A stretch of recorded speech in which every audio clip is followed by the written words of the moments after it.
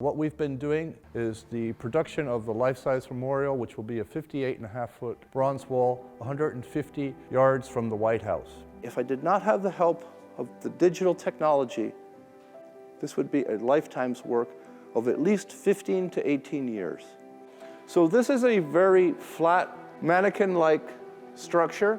It's used to build the artistry, which becomes the bronze. So from here, we go to, this is now around 600 hours of work on this figure. This is the charging figure. It's in the very central panel of the wall. All these forms have been constructed, tension that is created in all these sections. And this gives it a life force energy that is imperative for a piece that carries so much gravitas and importance for our country.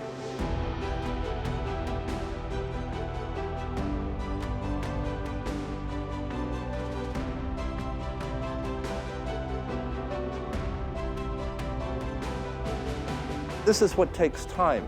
It's making the design of all these forms cohesive to one unit, which is this figure.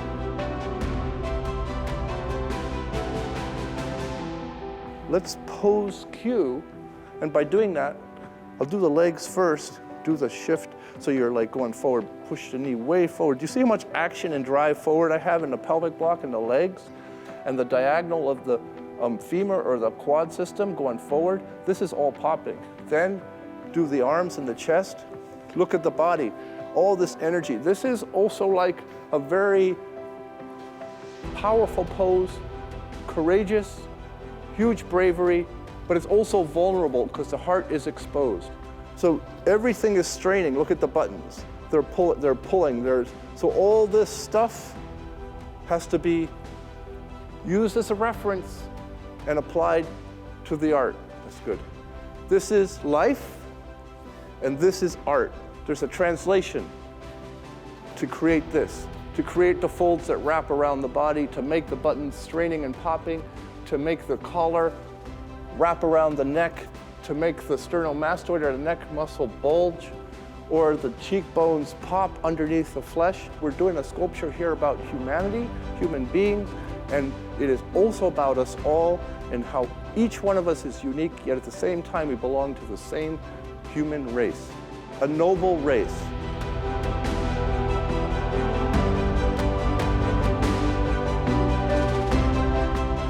We use specific models for each figure, giving them each an individual character and psychology and action. After this passes through our studio, these forms pull, create tension and force, and ultimately emotional drama.